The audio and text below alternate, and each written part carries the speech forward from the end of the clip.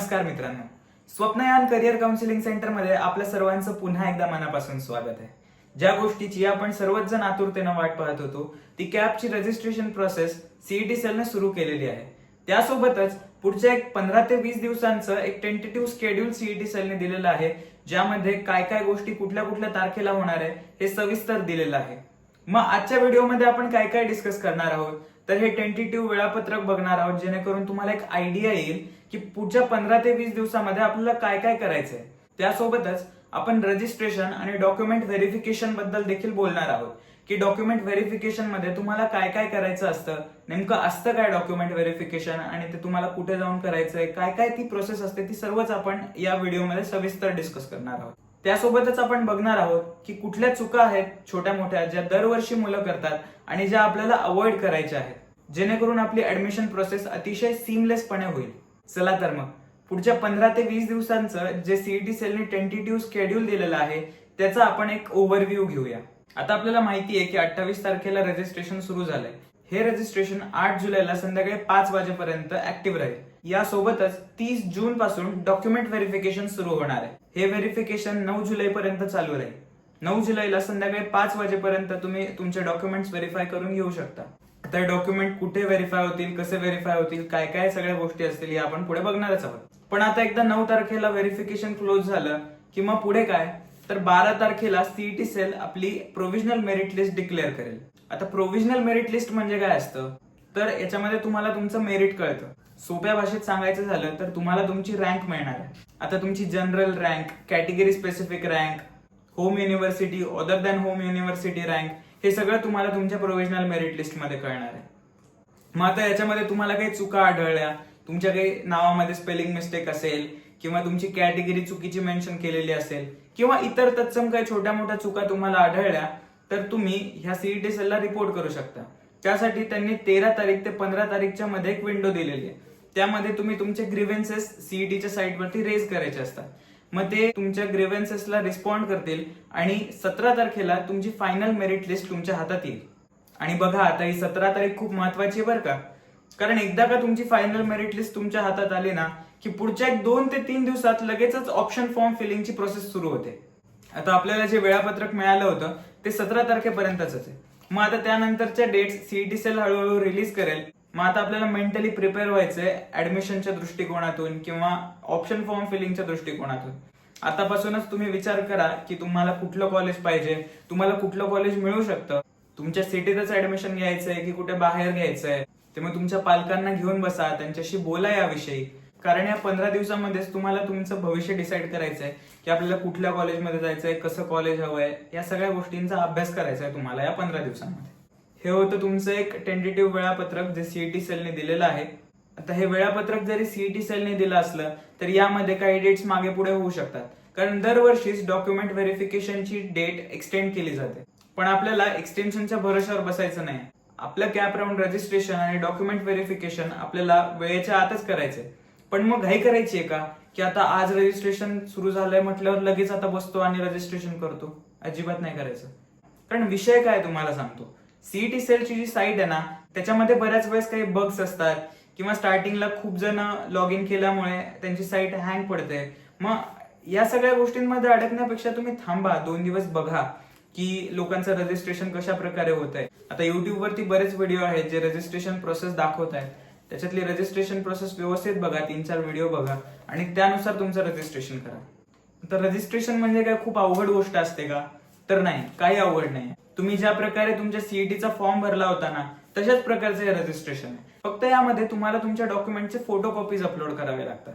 आता तुम्ही जर टेक्निकली साऊंड असाल ते फोटो काढून त्या रिक्वायर्ड फाईल फॉर्मॅटमध्ये ते कन्वर्ट करू शकता, म्हणजे जेपीजी, पीडीएफ यामध्ये तुम्ही कन्वर्ट करू शकता. त्यानंतर त्याची एक ठराविक साईज असते, त्या साईज मध्ये तुम्ही कम्प्रेस करू शकत असाल तर तुम्ही तुमचा फॉर्म घरी सुद्धा भरू शकता. अदरवाईज नेट कॅफे असतात किंवा हे जे स्क्रुटनी सेंटर असतात. स्क्रुटनी सेंटर म्हणजे काय, तर जिथे डॉक्युमेंटचं व्हेरिफिकेशन आपलं होणार आहे असे काही कॉलेजेस असतात जे सीईटी सेलने अलॉट केलेले असतात. तर या स्क्रुटनी सेंटरमध्ये सुद्धा त्यांनी सुविधा दिलेली असते की तुम्ही तुमचं रजिस्ट्रेशन आमच्याकडे येऊन पण करू शकता. तर त्या अकॉर्डिंगली तुम्ही ठरवा की तुम्हाला कुठे करायचंय. आता या 4-5 दिवसांमध्ये नेट कॅफेवरती सुद्धा खूप गर्दी असणार आहे, कारण सगळ्यांनाच फॉर्म भरायचा आहे.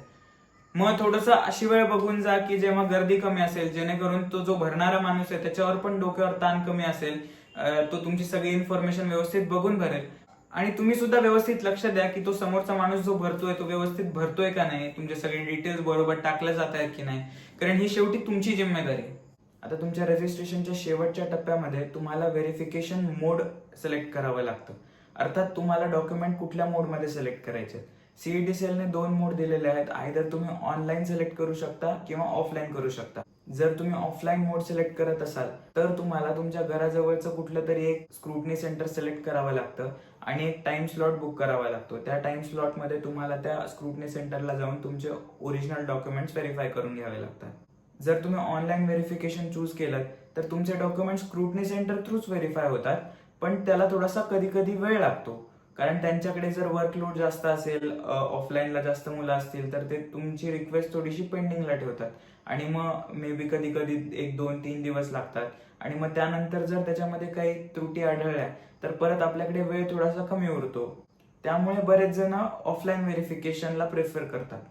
मी पण तुम्हाला हेच सजेस्ट करेल की तुम्ही ऑफलाईन व्हेरिफिकेशनसाठी जावा, कारण ते सोयीस्कर असतं. एक महत्वाची गोष्ट तुम्हाला सांगायची आहे, जेव्हा तुम्ही डॉक्युमेंट अपलोड कराल ना तेव्हा बरोबर जागेवरती बरोबर डॉक्युमेंट अपलोड करा. कारण बऱ्याच वेळेस मुलं ह्या चुका करतात की चुकीच्या जागेवर चुकीचे डॉक्युमेंट अपलोड करतात आणि मग त्यानंतर व्हेरिफिकेशनला गेल्यावरती तिकडे ते म्हणतात की हे डॉक्युमेंट चुकीचं अपलोड झालंय, परत मग ते तिथं जाऊन अपलोड करावं लागतं. त्यामुळे या चुका टाळा. जे डॉक्युमेंट जिथल्या तिथेच अपलोड करा. तिथे क्लिअरली मेन्शन्ड असतं की एलसी अपलोड करायचंय, तिथे एलसीच अपलोड करा. तिथे कास्ट सर्टिफिकेट नका अपलोड करू. बघा, आता या खूप छोट्या गोष्टी आहेत, पण यामध्ये सुद्धा चुका होण्याची शक्यता आहे, त्यामुळे लक्ष द्या.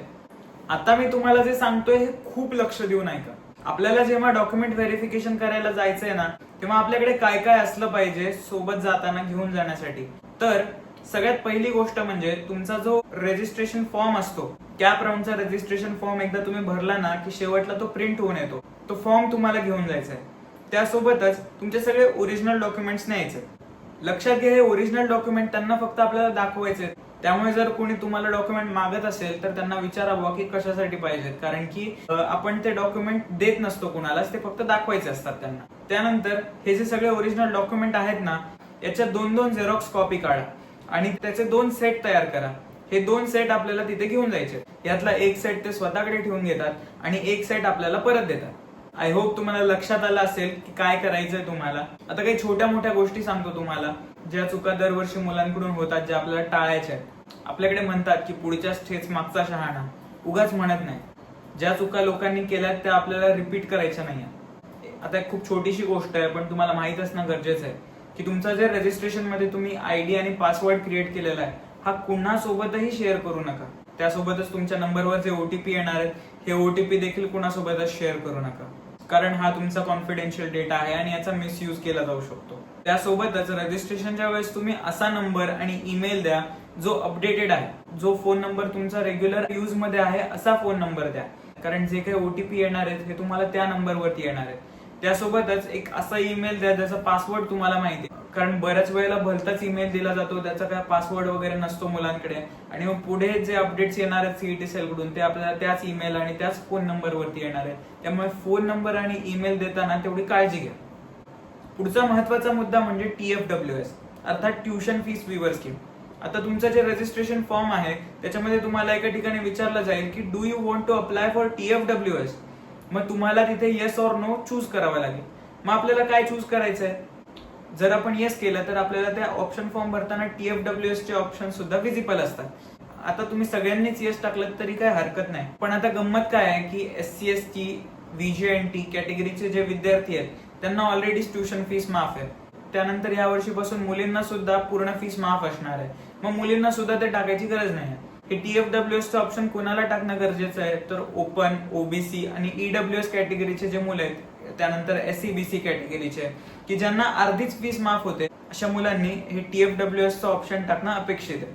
तसं पाहायला गेलं तर TFWS चा कट ऑफ ओपन पेक्षा हाय जातो, पण तरी हे ऑप्शन टाकणं कधीही सोयीस्कर असतं.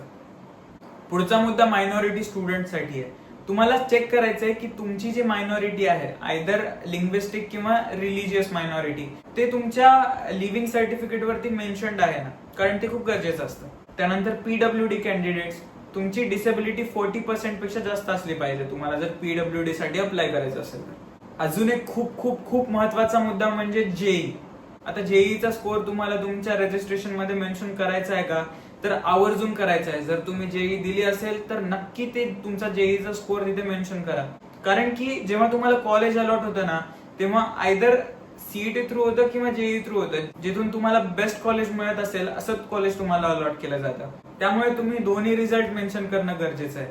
जर तुमचे जेईचे पर्सेंटेज कमी जरी असतील तरी तुमचा तो जेईचा रिझल्ट तिथे मेन्शन करा.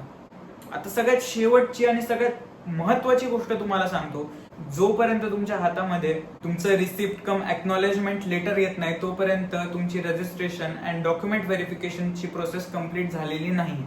जर तुम्ही ऑफलाईन व्हेरिफिकेशन घेतलं असेल तर ते स्क्रुटनी सेंटरवाले तुम्हाला एक प्रिंट आउट काढून देतील, ज्याला रिसिप्ट कम एक्नॉलेजमेंट लेटर असं म्हणतात.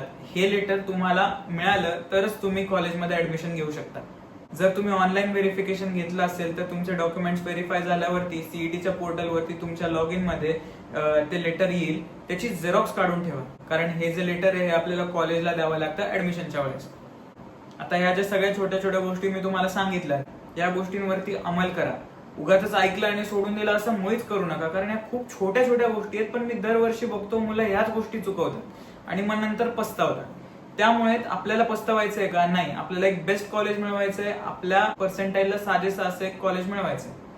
जेवढ्या स्मार्टली तुम्ही तुमच्या कॉलेजेसची लिस्ट टाकणार तेवढे तुमचं डिझायर्ड कॉलेज मिळण्याचे चान्सेस जास्त असतात. आता कॉलेज लिस्टचा विषय निघालाच तर तुम्हाला सांगून ठेवतो, तुम्हाला कॉलेज लिस्ट बनवण्यामध्ये कुठलीही मदत हवी असेल ना तर तुम्ही आम्हाला बिनधास्त कॉन्टॅक्ट करू शकता. आम्ही तुमची पुरेपूर मदत करू. जर तुम्हाला आमची पर्सनल काउन्सिलिंग हवी असेल तर त्यासाठी सुद्धा तुम्ही आम्हाला पर्सनली कॉन्टॅक्ट करू शकता. आमचा कॉन्टॅक्ट नंबर खाली डिस्क्रिप्शन बॉक्समध्ये दिलेला आहे. आय होप तुम्हाला या सगळ्या गोष्टी कळल्या असतील. तुम्हाला जर हा व्हिडिओ आवडला असेल तर या व्हिडिओला नक्की लाईक करा, तुमच्या मित्रांसोबत शेअर करा. चालेल तर मग भेटूया पुढच्या व्हिडिओमध्ये. तोपर्यंत सगळ्यांनी अलर्ट राहा. ठीक आहे.